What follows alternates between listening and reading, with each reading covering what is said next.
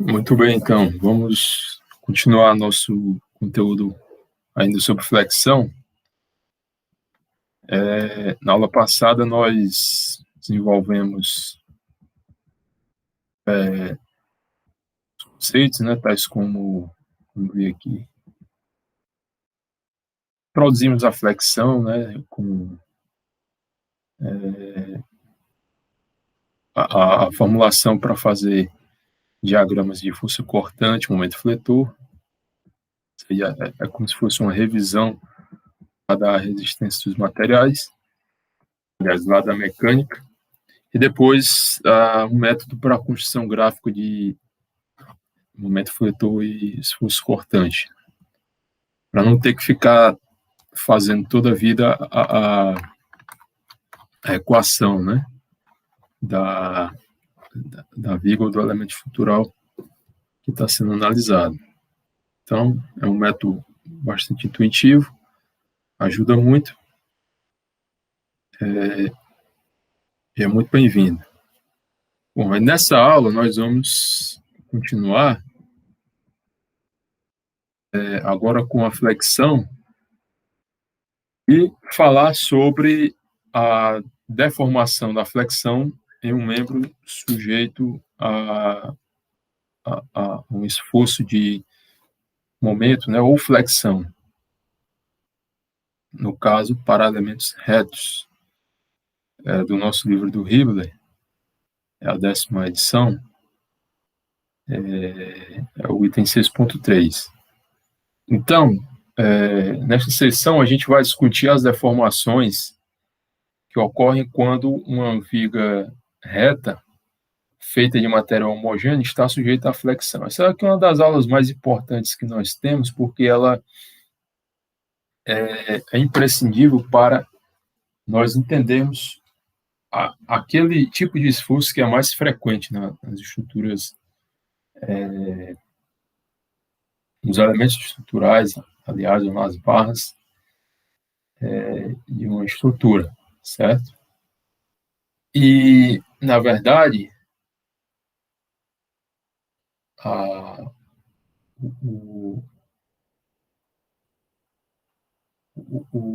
material do qual nós vamos estar analisando sempre será considerado como se fosse um material homogêneo, certo? Por enquanto, não vamos entrar em materiais que não têm essa propriedade. A gente vai ver seções compostas, vamos fazer transformações ainda para considerarmos os materiais homogêneos, e o fato é que estes estão sujeitos à flexão. No caso aqui, nossa discussão vai ficar limitada a vigas com área de seção transversal simétrica, certo? E o momento fletor aplicado no eixo perpendicular ao eixo de simetria, né, como mostrado aqui nesta figura, certo? A seção aqui é simétrica e o momento aplicado ao eixo perpendicular ao eixo de simetria, né? Como a gente vê aqui nessa figura. Outras configurações, né, de seção vão ser mostradas mais na frente. Tá? No caso, seria na próxima aula, né? Mas, por enquanto, vamos considerar, por exemplo, uma barra não deformada, como mostra aqui a figura, 6.19A. Certo? Então, observem essa barra, que tem uma seção transversal quadrada e ela é marcada por uma grade de linhas, como vocês veem aí, longitudinais e transversais. Quando um momento fletor é aplicado, as linhas da grade elas tendem a distorcer, conforme o padrão observado aqui na figura na parte B. Bom, aqui nós podemos ver as linhas horizontais, que elas se curvam, enquanto que as linhas verticais elas permanecem retas. É isso? Elas permanecem retas. Porém, ela sofre uma certa rotação, né? Vocês percebem aqui na parte superior, essa pequena rotação que acontece nas linhas que estão caracterizadas nesta viga. O momento fletor, pessoal, ele faz com que o material no interior da parte inferior se expanda e o material no interior da parte superior se comprima. Ou seja, essas duas regiões vão existir, na verdade, uma separação, né? Uma superfície denominada a superfície neutra, no qual ela não ocorre mudança nas fibras horizontais do material, como vocês podem observar, por exemplo, aqui nessa figura. Okay?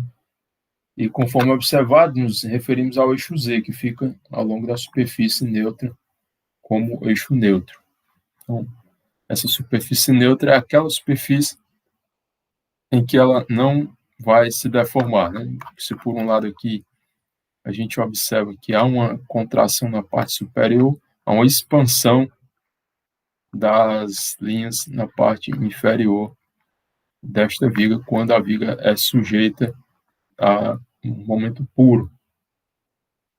Então, com relação a essas observações, nós vamos adotar três suposições, considerando a forma em que o momento deforma o material.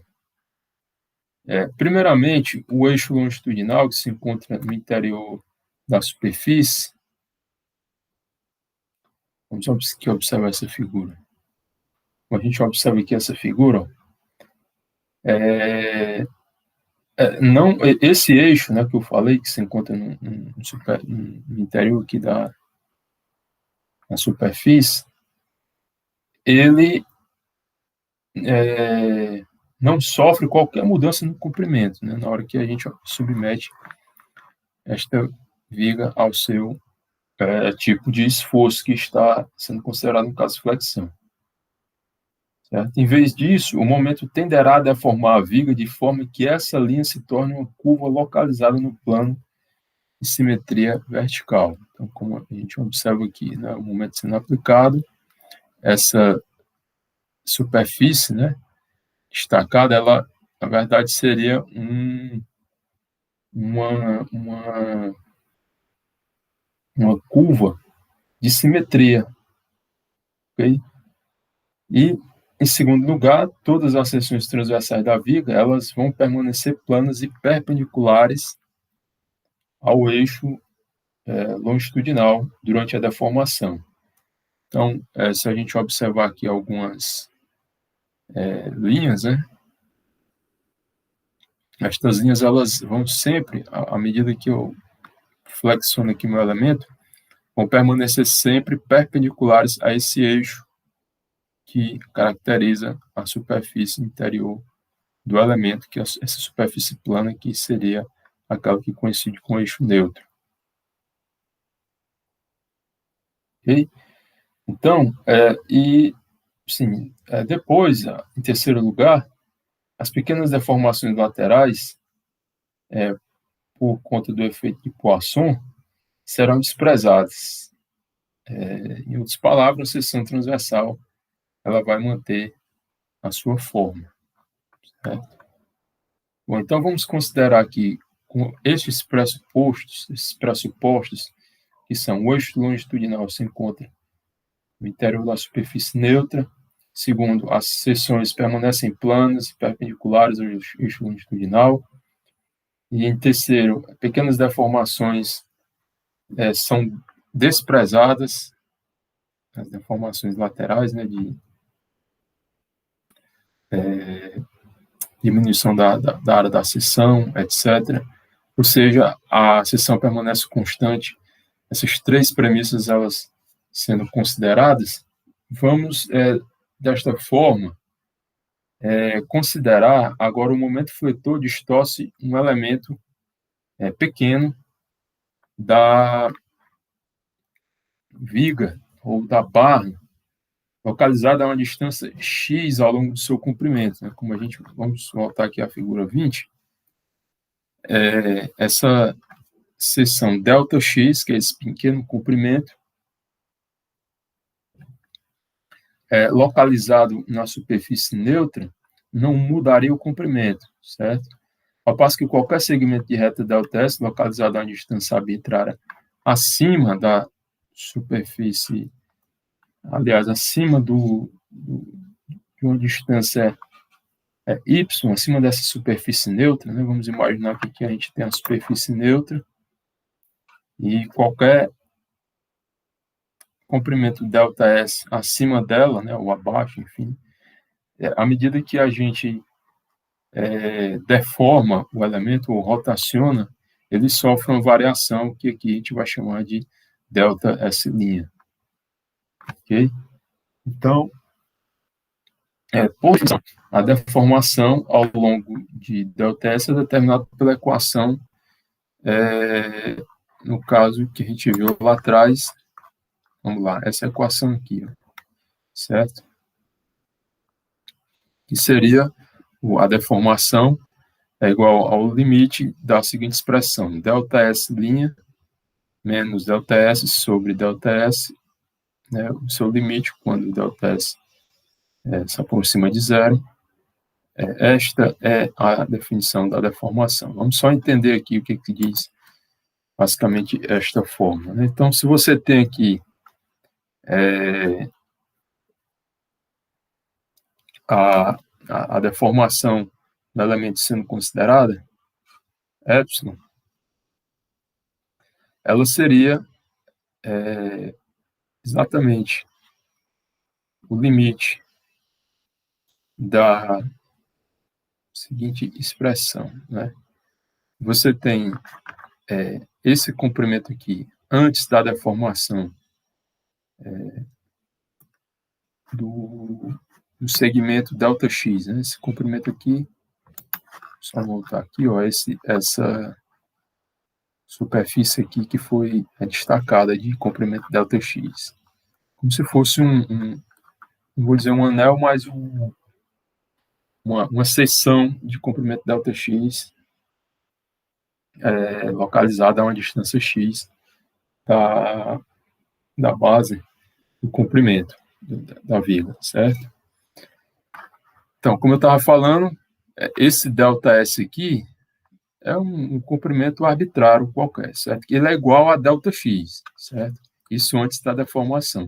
Só que, veja, na hora que esse elemento é submetido a uma flexão, nós falamos que essa parte inferior ela tende a alongar, enquanto que a parte superior tende a encurtar.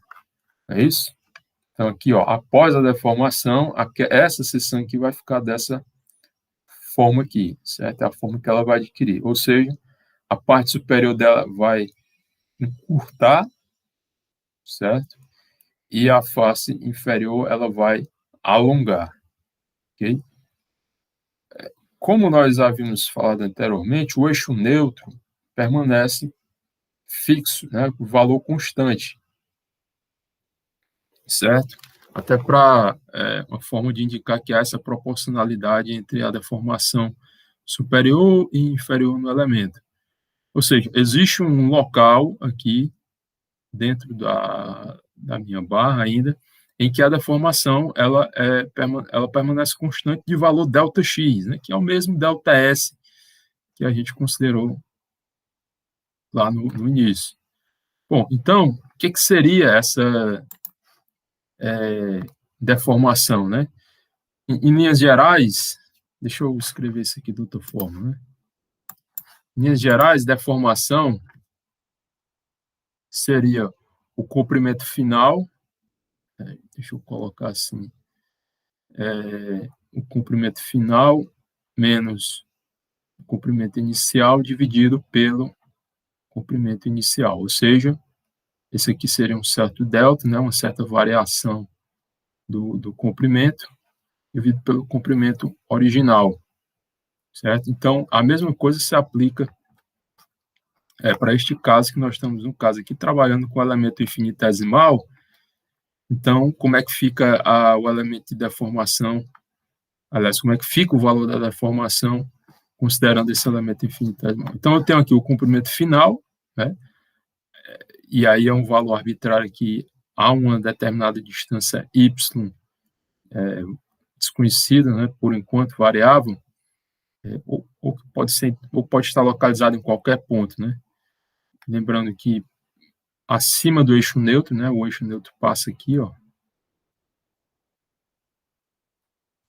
ou linha neutra, eixo neutro, tanto faz. Delta, o que tiver acima dessa linha é positivo, né? Se o y estiver acima da linha positivo, se estiver para baixo é negativo. Então, o que seria o comprimento final? Seria o ΔS', certo?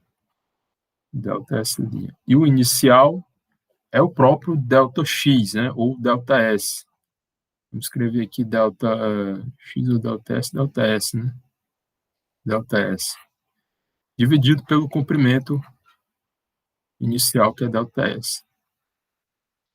Bom, então, como estamos tratando de elemento infinitesimal, essa deformação seria o limite de quando ΔS, aliás, de ΔS' menos ΔS, dividido por ΔS, quando ΔS tende a zero.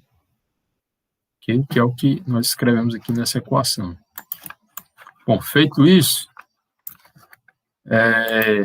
vamos escrever esta mesma equação, representando ela agora em termos da curvatura, certo? Ou seja, se nós representarmos essa deformação em termos de localização desse segmento y e do raio de curvatura do eixo longitudinal, o que seria o raio de curvatura? Seria esse ρ aqui, certo? Que seria uma distância entre o eixo neutro até um certo centro de rotação da configuração deformada deste elemento.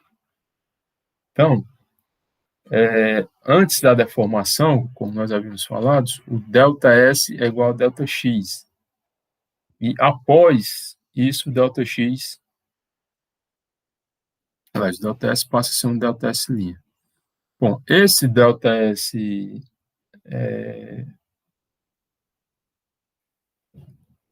ΔS não, esse ΔX, o ΔX ou ΔS, né?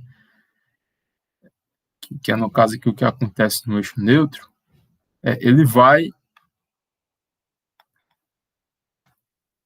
Vou apagar aqui para não confundir. Ele vai ter um raio de curvatura, esse comprimento, né? De ρ, certo? Esse comprimento aqui, ó. Ele tem um comprimento de...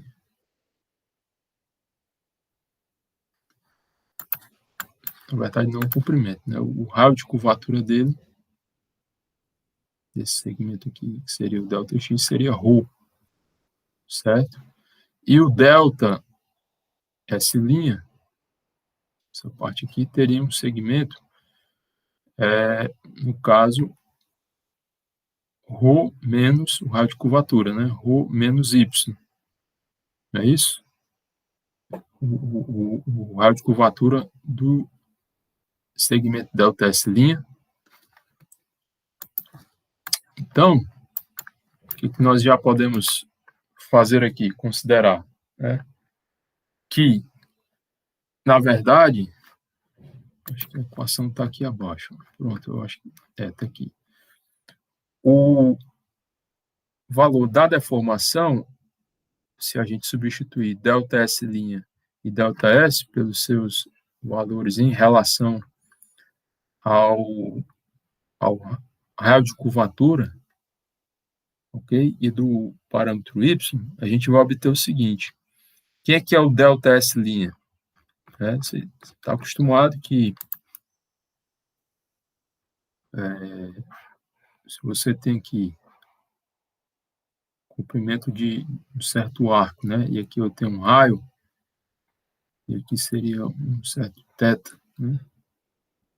Esse valor aqui desse comprimento, que seria um comprimento S, ele é igual ao raio vezes o ângulo descrito aqui no caso θ, isso? Então, a mesma coisa vale, obviamente, para o que a gente está considerando aqui, né? Quem é que seria o ΔS'? Seria o raio de curvatura relacionado ao ΔS' vezes o Δθ, né? Quem é o raio de curvatura relacionado ao ΔS'? É essa distância aqui do eixo O', né, até a reta vermelha aqui, onde está o cursor aqui do mouse, certo? Essa distância seria ρ, né, que é o comprimento total aqui até o eixo neutro, menos o y, né, de tal forma que a gente tem aqui, ó, que o valor de ΔS', portanto, seria o raio de curvatura, que é ρ menos y, vezes o ângulo, que é o Δθ, certo? E, por outro lado, a gente tem o ΔX, né, que é igual ao ΔS, que é o comprimento original, que está aqui, ó, né? Ele seria, no caso, ρ, né, que é o raio de curvatura inteiro aqui, certo? Vezes o Δθ, que é o ângulo, né, como a gente vê aqui, ó. O ΔX, que é igual ao ΔS, é igual ao ρ Δθ. Então, substituindo esses resultados da equação acima, nós vamos ter o seguinte, ó, que a deformação é o limite de quando ρ menos y Δθ menos ρθ dividido por ρθ, e quando θ, né, Δθ, tende a zero, né? Ou, melhor ainda, ó, o que vai acontecer aqui, ó, na hora que a gente fez a substituição, isso aqui vai embora com esse Δθ aqui, né? Esse ρ menos ρ aqui também vão embora, certo? E aí sobra menos y sobre ρ, né? Ou seja, nós vamos ter que a deformação em função do segmento y, né, ou essa parâmetro y, que é uma posição qualquer aqui dentro da nossa barra, a partir do eixo neutro, em função da raio de curvatura, vai nos fornecer o quê? O valor da deformação do material. Então, a forma como a gente pode escrever a deformação do material é exatamente menos y, né, que é uma distância de uma determinada posição ou fibra em relação ao eixo neutro, dividido pelo raio de curvatura. Ok? Bom, e aí, como é que fica a nossa equação em termos gráficos, né? Como esse 1 sobre ρ, né, que é o que acompanha aqui o y, né, que seria 1 sobre ρ vezes menos y. Bom, como ele é constante em x, esse resultado importante, qual seja,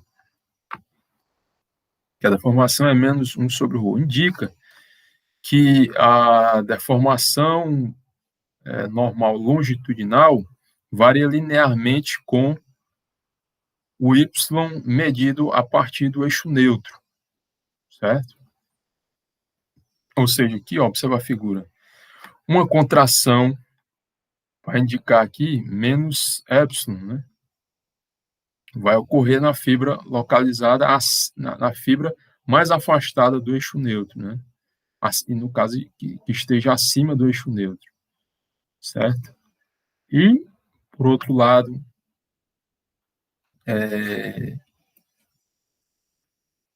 no caso aqui, o alongamento, que é mais epsilon, no caso aqui, seria, portanto, um alongamento positivo, né? Vai ocorrer nas fibras localizadas acima, aliás, abaixo, né? Acima seria o menos epsilon e o positivo seria abaixo do eixo neutro, né? O que indica, portanto, um valor negativo do y. Então, essa variação da deformação na seção transversal, ela é mostrada aqui na figura, certo? Vocês podem observar aqui. E aqui a deformação ao máximo ocorre na fibra mais externa, localizada a uma certa distância C do eixo do eixo, vamos dizer, do eixo neutro, é isso? E aí, usando a equação acima, que a gente já obteve aqui, ó, é epsilon igual a menos y sobre ρ, e uma vez que a deformação máxima seria, aliás, estaria relacionada com a distância, né, de y, que seria a distância mais afastada, né, do eixo neutro, nos indicaria o seguinte,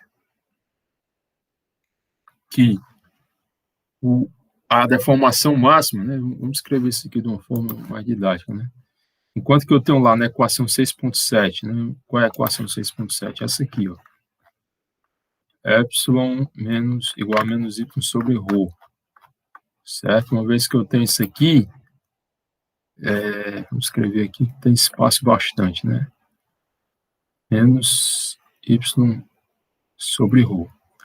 É a deformação em uma determinada distância a partir do eixo neutro qualquer, né? Y, certo?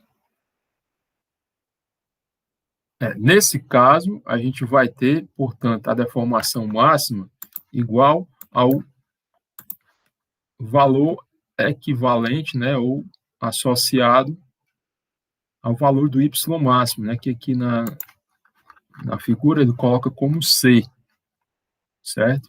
Então, essa deformação máxima vai nos fornecer o seguinte, C dividido por ρ, ok?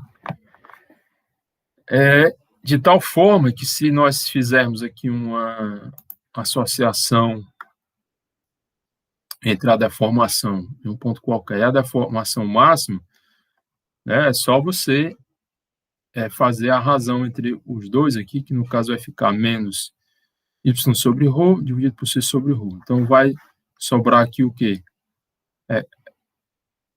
No caso que a deformação em um ponto qualquer, certo?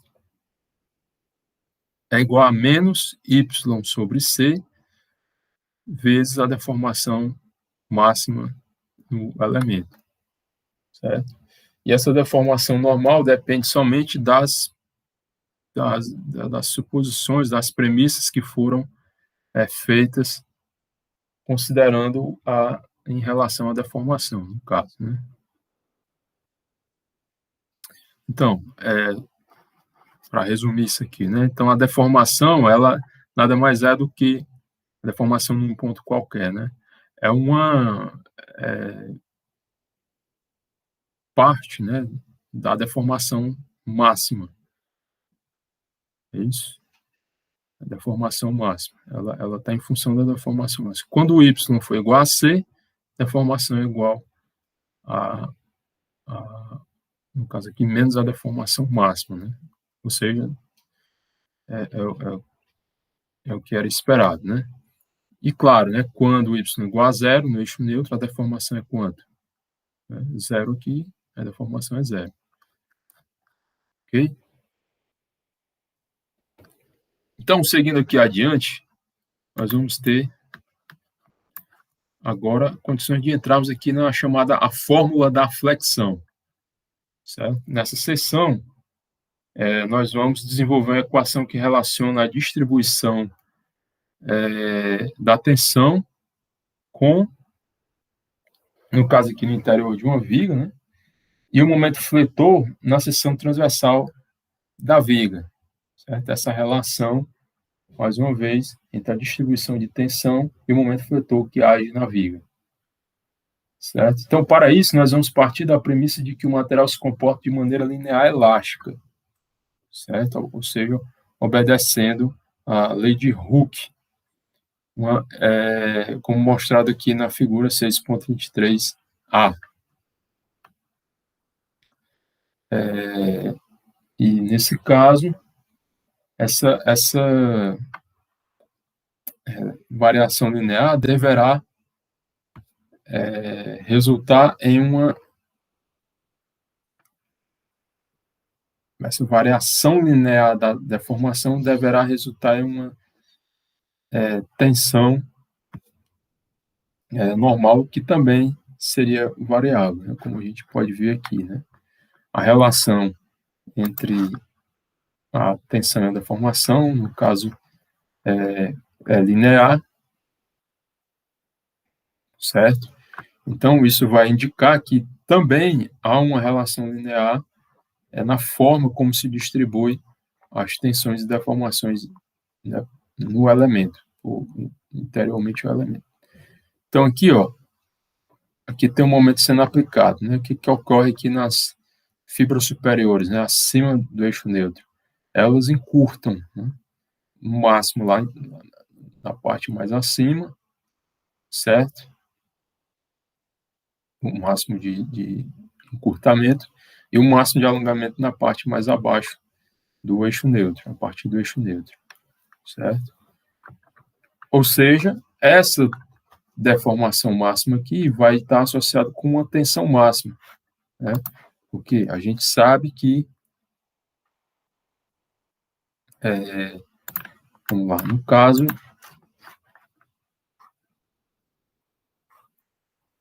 que quando a gente tem a relação tensão e deformação no regime linear elástico, que a gente tem um certo ângulo alfa, né? Então, essa tangente de alfa aqui é um certo modo de elasticidade, que é a razão entre a tensão e a deformação. Então, se elas estão trabalhando no regime elástico, ou seja, há uma proporcionalidade direta aqui entre tensão e deformação, então nós vamos observar que há essa consideração de linearidade e proporção entre os materiais. Então, como nós falamos aqui, essa equação, da mesma forma que a gente obteve a relação anteriormente entre tensão em um ponto qualquer e a deformação em um ponto qualquer, a deformação máxima, em função do y aqui, da mesma forma a gente pode estar associando isso à tensão, né? Uma vez que se a gente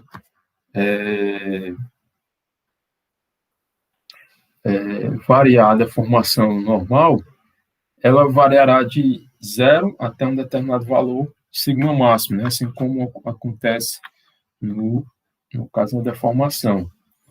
E essa distância C mais afastada do eixo neutro também vai caracterizar o ponto, né, onde acontece a deformação ou tensão máxima, certo? E pela proporcionalidade de triângulos aqui, entre essas duas figuras, o que nós vamos encontrar, né? Ou também, se a gente quiser aplicar a lei de Hooke, é exatamente a relação dessa equação com essa equação aqui, né? Uma vez que, vamos lá, aqui seria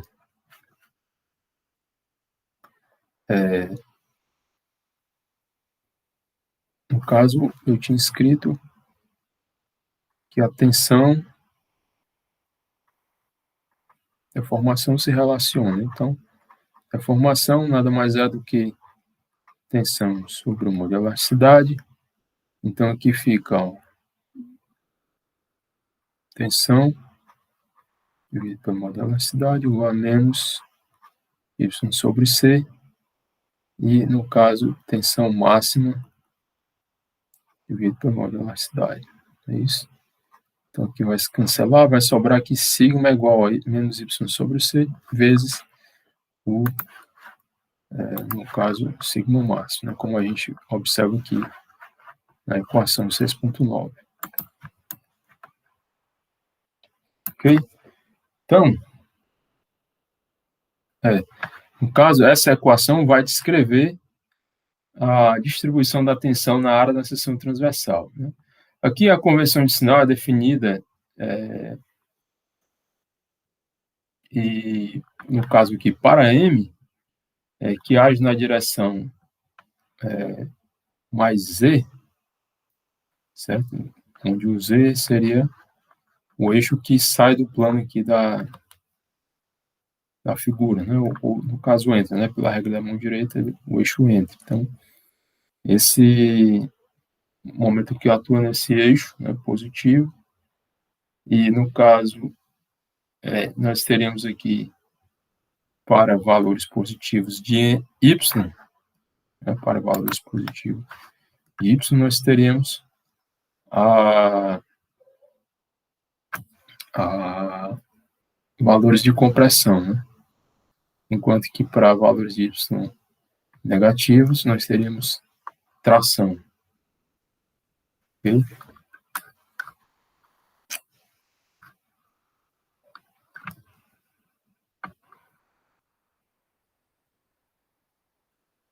Então, continuando aqui, nós vamos ter a localização agora do eixo neutro. Então, para localizar a posição do eixo neutro, nós vamos necessitar que a força resultante produzida pela distribuição de tensão que age sobre a área da seção seja nula. Ou seja, observando que se nós tivermos aqui esse elemento, né,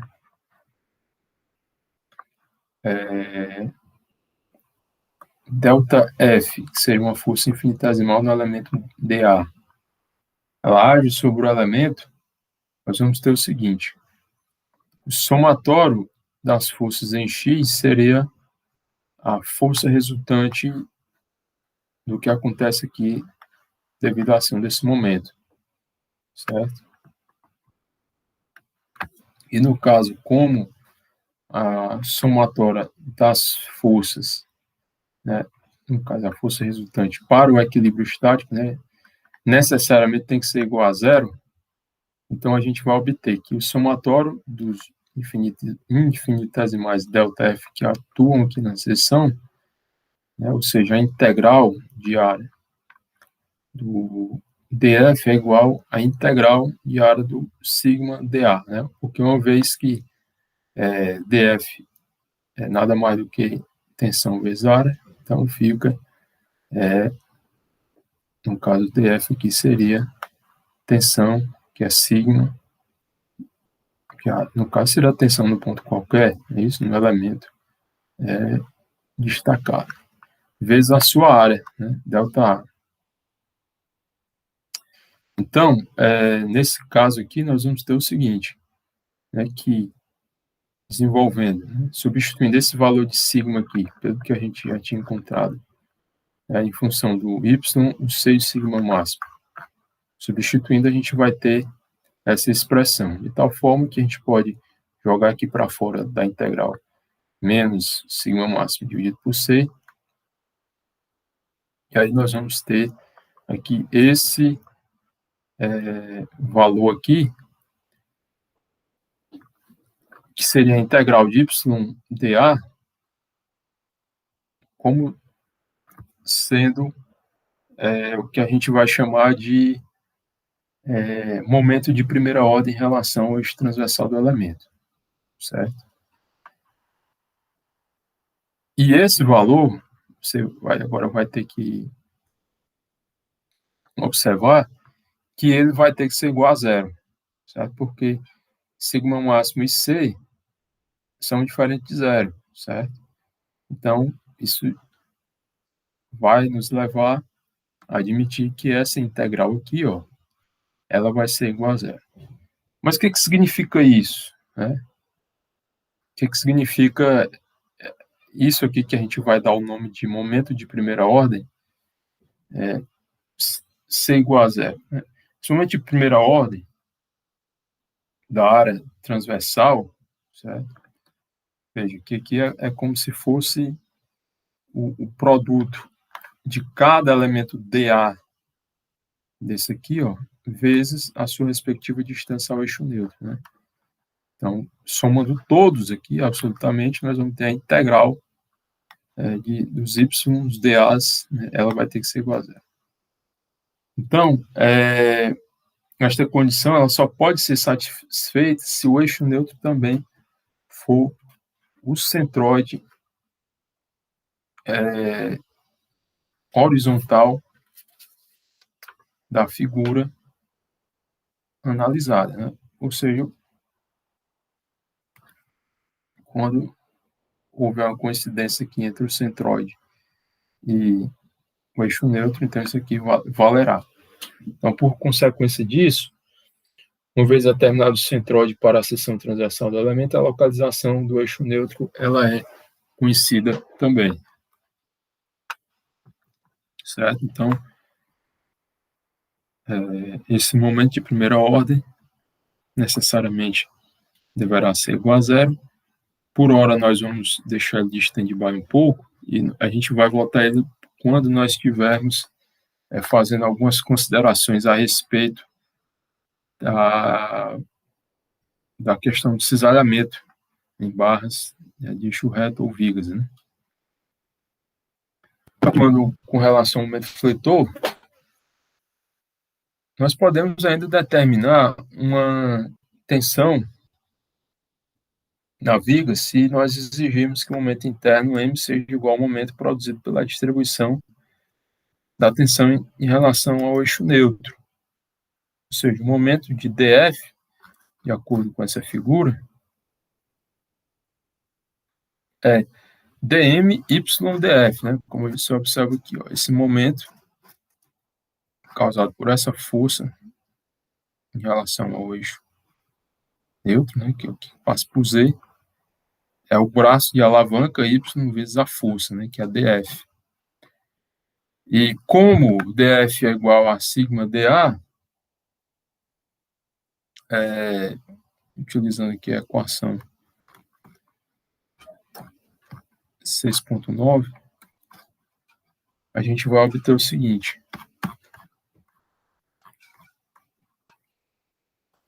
Aqui, né? dF é sigma dA, substitui esse sigma aqui pela equação 6.9, então a gente vai obter o seguinte. Retirando aqui para fora, né, sigma máximo e C para fora da integral, o momento na seção seria sigma máximo vezes o C, que é igual a integral de y ao quadrado dA, certo? Fazendo desenvolvimento aqui dessa equação. Ou seja, nós vamos obter aquilo que a gente chama de momento de inércia, né? Essa integral aqui seria o momento de segunda ordem da seção. Então, enquanto y dA seria o momento de primeira ordem, né? Igual a zero. E aqui a gente vai ter o momento de segunda ordem, né? Que é y ao quadrado dA. Bom, essa integral será representado, né, esse valor de momento de inércia, será representado pela letra I, certo? Esse momento de inércia que vocês aprendem lá a calcular ele lá na mecânica vetorial, né, que é a mecânica geral, que se aprende anteriormente aqui, requisito para essa disciplina. E aí nós vamos escrever a tensão máxima, certo? Isolando aqui esse termo de tensão máxima como sendo o M vezes o C, que é a distância perpendicular do eixo neutro a um ponto mais afastado dele, é onde o sigma máximo age, dividido pelo momento de inércia. Okay? Então, essa aqui é que a gente chama a fórmula da flexão, no caso, máximo, né? Fórmula da flexão máxima. Bom, agora, como a relação sigma máximo sobre C é igual a menos sigma y, né, como a gente viu anteriormente, a tensão normal em qualquer distância pode ser determinada por uma equação semelhante, né, o que nós vimos aqui, ó. É só substituir o sigma máximo sobre C por sigma menos sigma sobre C. Então, a fórmula da flexão generalizada é essa, certo? sigma é igual a menos my sobre i. Né? M é o momento de inércia, y é a distância perpendicular do eixo neutro a um ponto afastado dele, certo? C se for o máximo, y é um ponto qualquer. E esses y varia de, no caso, um valor negativo, né, que está abaixo do eixo neutro, e um valor positivo que está acima do eixo neutro até o valor máximo. E o I é o momento de inércia, que é, como nós vimos aqui, esse momento de segunda ordem, como foi calculado. Então, qualquer uma das equações anteriores ela é denominada fórmula da flexão. Embora tenhamos considerado que o elemento é prismático, podemos usar essa fórmula da flexão para determinar a tensão normal em elementos com ligeira slight taper. Não sei o que significa taper. Mas talvez seria uma leve distorção, né? Talvez. Elementos prismáticos, mas elementos com uma forma um pouco variada, né? Levemente, né? Slight. Eu acho que dá um exemplo aqui. Por exemplo, se fizermos uma análise matemática baseada na teoria da elasticidade, não, acho que não tem nada a ver, não. Mas talvez sejam elementos ligeiramente uma forma ligeiramente diferente, né? Não só para elementos prismáticos. Acho que seria um elemento mais ou menos assim, né? O elemento prismático é aquele elemento que tem aqui uma área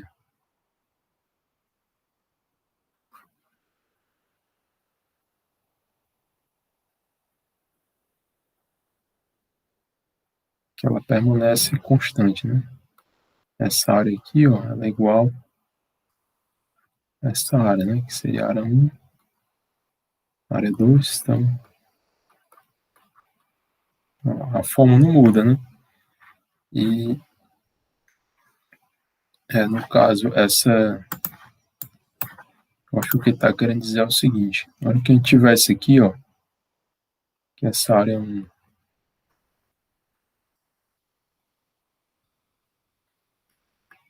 e a área 2 forem aproximadamente iguais, né? Não ligeiramente diferentes ou ligeiramente iguais, tanto faz. Essas formas equivalem também. Não sei se essa interpretação está correta, mas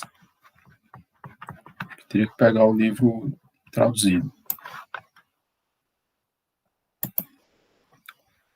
Bom, mas é isso, né? Então, alguns pontos importantes aqui seria que a seção transversal de uma viga reta permanece plana quando a viga se deforma por flexão. Essas aqui são aquelas considerações que fizemos no começo, né? A deformação longitudinal varia linearmente de 0 ao eixo neutro. No eixo neutro, a máxima nas fibras externas da viga. A deformação é 0 no eixo neutro e máxima nas fibras mais externas, tanto inferior quanto superior. E como não há força normal resistente na seção transversal, então o eixo neutro passa pelo centroide da seção transversal. Que aqui tem a ver com o momento de primeira ordem, né? E a fórmula da flexão baseia-se no fato de que o momento interno na seção transversal é igual ao momento produzido pela distribuição de tensão normal em torno do eixo neutro.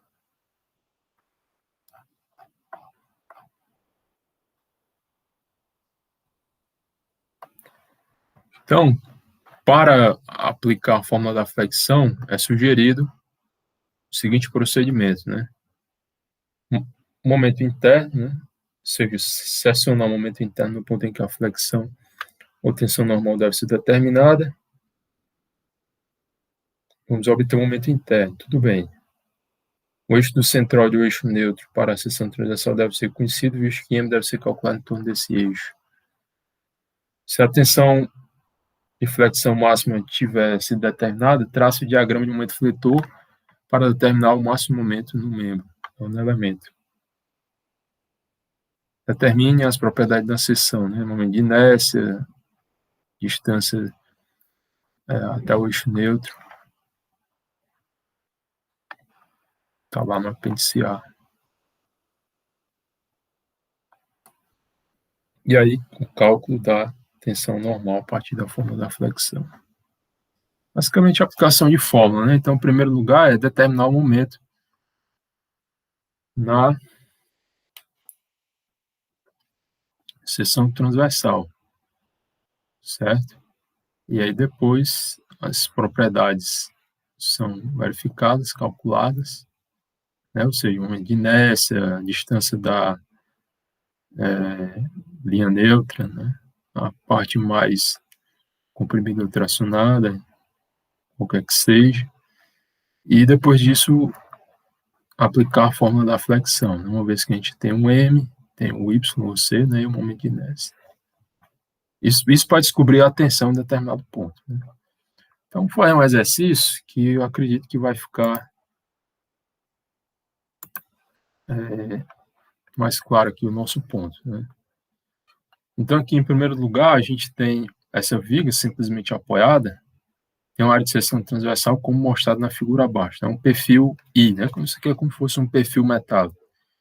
Então, o que ele pede aqui? Determine a tensão máxima, tensão de flexão máxima absoluta na viga e represente a distribuição de tensão na seção transversal nessa localização. Então, aqui ele dá a viga,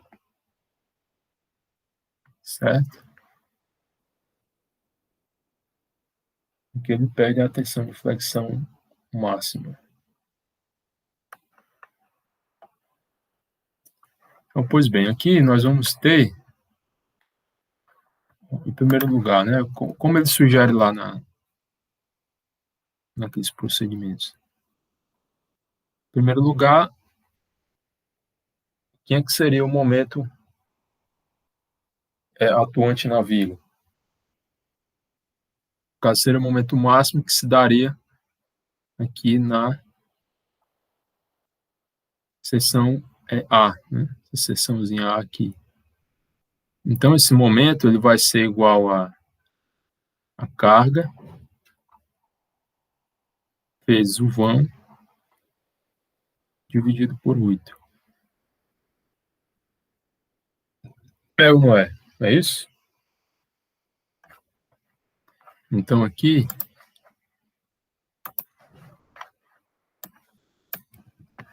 nós vamos ter 5 vezes 6 quadrado dividido por 8. Tá? 22,5 kN metro, unidade de momento. Bom, feito isso, a gente parte aqui para as propriedades da seção.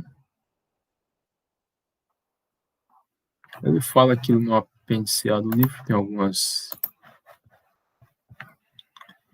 valores, mas eu acho que vale a pena a gente fazer aqui na mão para não perder a prática, né? Então, essa seção aqui é uma seção simétrica, certo? E aí aqui a gente sabe que o eixo neutro ele vai passar pelo centroide. No caso aqui na metade da altura da viga, né?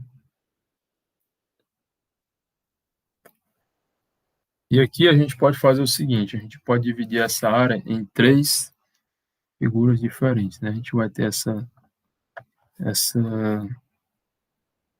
área aqui superior, essa aqui inferior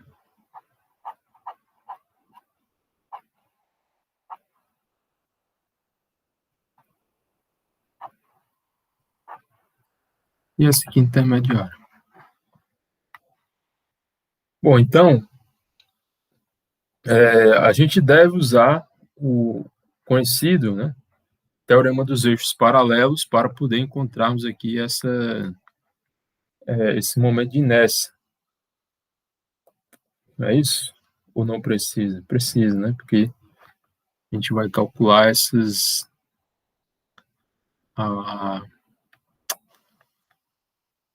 o momento de inércia dessas áreas aqui, inferior e superior, né?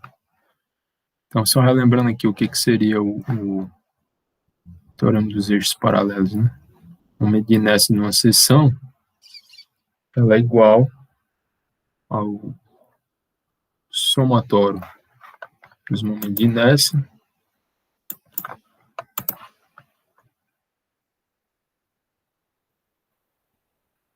de cada elemento vezes a respectiva área, vezes a distância d do centroide de cada elemento até o eixo neutro. Isso aqui é claro ao quadrado, né? Então vamos lá, vamos desenvolver isso aqui.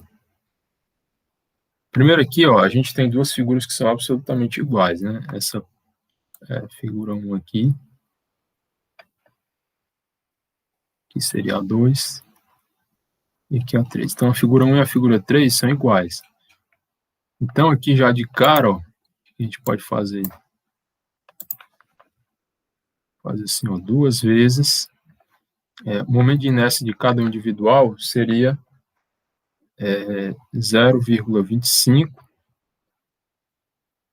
vezes 0, estou utilizando aqui tudo em metros, certo? Então aqui fica 0,25 metros e aqui fica 0,02 metros, né? 20 milímetros é a altura. Ao cubo, né? Dividido por 12. Mais as áreas, né? Que é 0,25 vezes 0,02.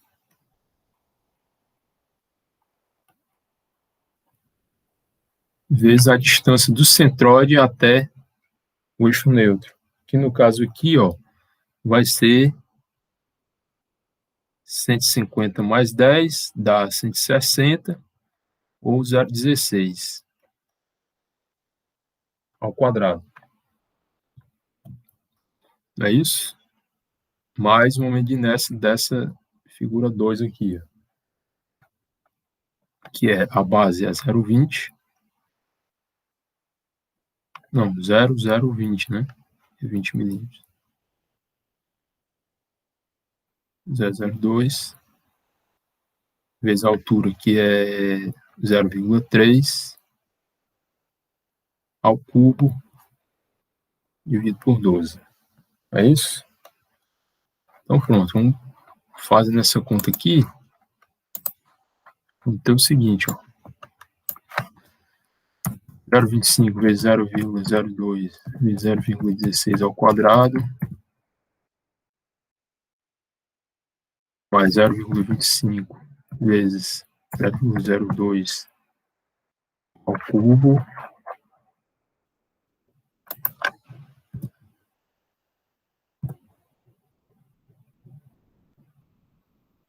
eita,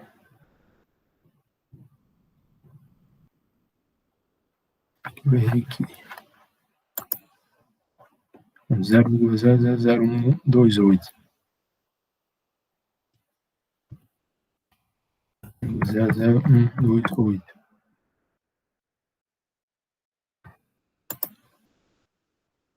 três zeros, né? Vamos fazer isso aqui, 0,25 vezes 0,02 ao cubo,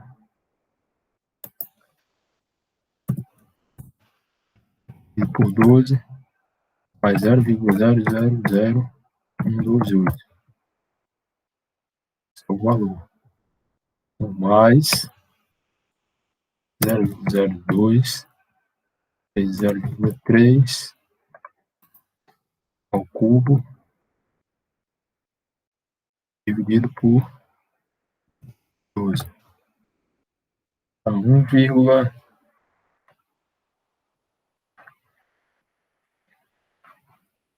eita, eu esqueci de multiplicar isso aqui por 2. Vamos lá.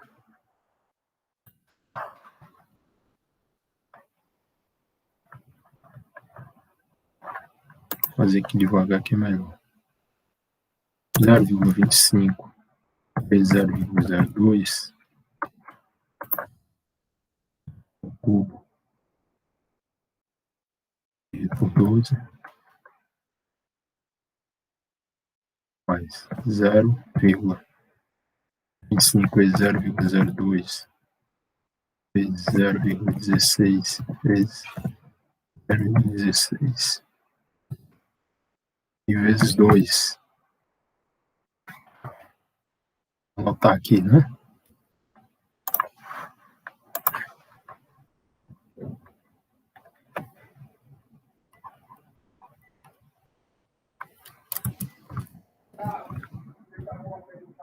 Dois vírgula 56, 3 vai dar menos 4.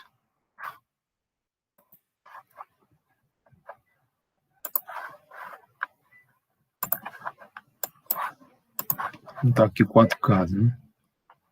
2,56, 3 vezes 10 a menos 4, mais aquele valor ali.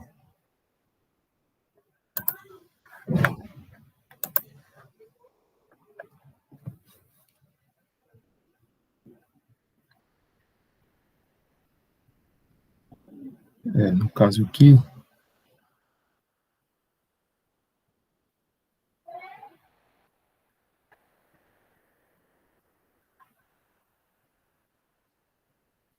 vezes 0,2 vezes 0,3 ao cubo dividido por 12.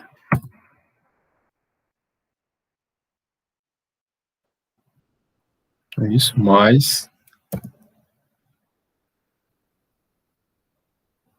aquele valor lá que eu já tinha calculado, né?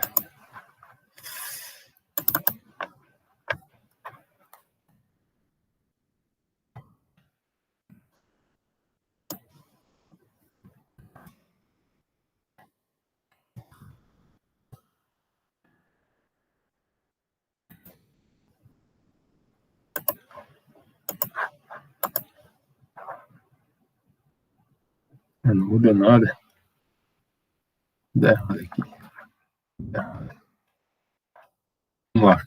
2,56333 dividido por 10 a menos 4 mais 0,00045. É isso? São 4 zeros aqui. Então, pronto. Dá esse valor aqui, né? 0,003.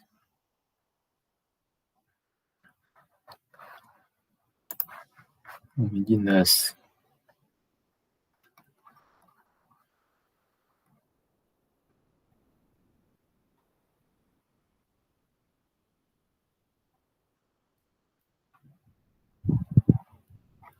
É 301 metros a quarta.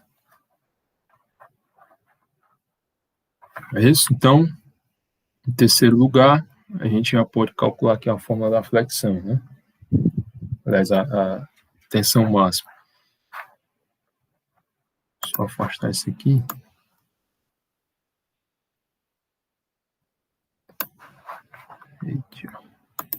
Então, ó, a tensão máxima, ela vai ser aqui, ó, nesse ponto, certo?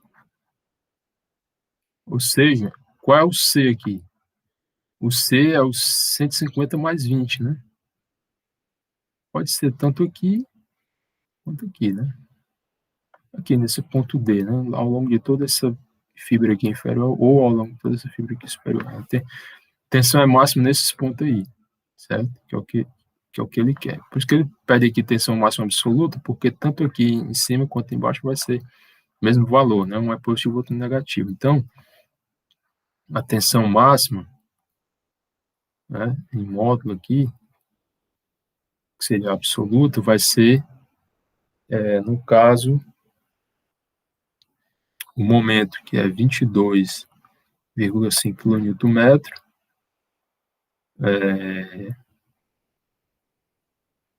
vezes o C, que é 0,17, né, ou 170 milímetros, dividido pelo momento de inércia, que é 0,000301 metros a quarta. Isso aqui vai dar, vamos lá, calculadora, voltando aqui, eu já tenho aqui o valor, vou inverter ele. Beleza, aí fica 22,5 vezes 0,17. A 12.693 kN por metro quadrado, né? Ou no caso, 12,69 MPa.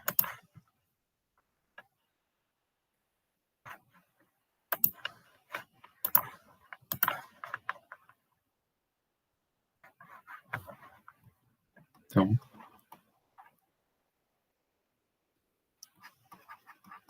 essa é a tensão máxima na vírgula que ocorre aqui nessa ponta. Fica aí um desafio fazer nesse ponto B aqui, né, logo abaixo da seção, mas aí seria só substituir esse valor aqui por 0,15.